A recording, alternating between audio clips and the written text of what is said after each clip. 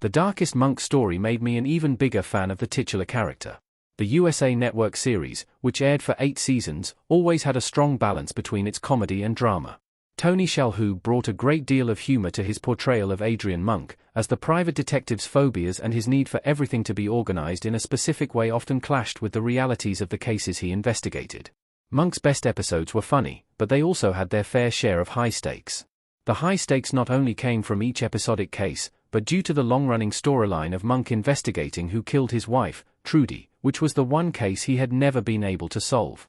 Shalhoub's impeccable portrayal made Monk's enduring love for Trudy feel real, and it brought a great deal of heart that elevated the story above other procedural shows in the 2000s. While there was darkness to Trudy's death and how it impacted Monk, his darkest story happened after Season 8. Mr. Monk's Last Case, a Monk movie, was darker than the average Monk episode. The COVID-19 pandemic took a toll on his mental health. 14 years after the series finale, the detective's story continued with Mr. Monk's Last Case, a Monk movie. The reviews for Mr. Monk's Last Case were generally positive, but the movie was much darker than the average Monk episode. Monk was considering taking his own life as he struggled to find his place in the world after the COVID-19 pandemic. He lost a book deal that he was relying on to pay for the wedding of his stepdaughter, Molly Evans, and became fixated on reuniting with Trudy. The case that the movie revolved around was also darker than many of the cases in the average Monk episode. The murder victim was Molly's fiancé, Griffin Briggs, which made it a more personal case for Monk to solve.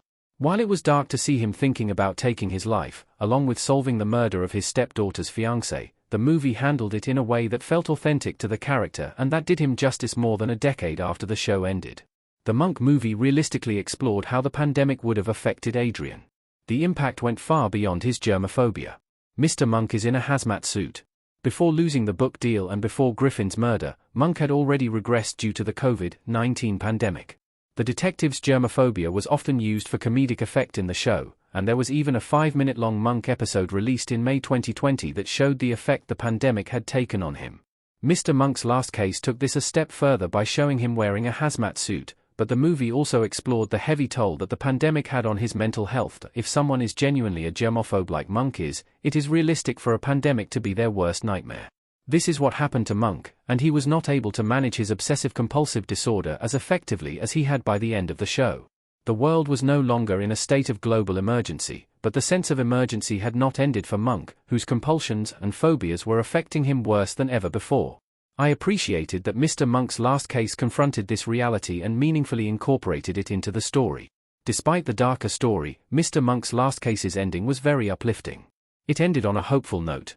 Adrian Monk, Tony Shalhoub, smiling while walking with a crowd dressed in white in Mr. Monk's Last Case, a Monk movie. Even though the story goes to some dark places, the ending of Mr. Monk's Last Case is hopeful.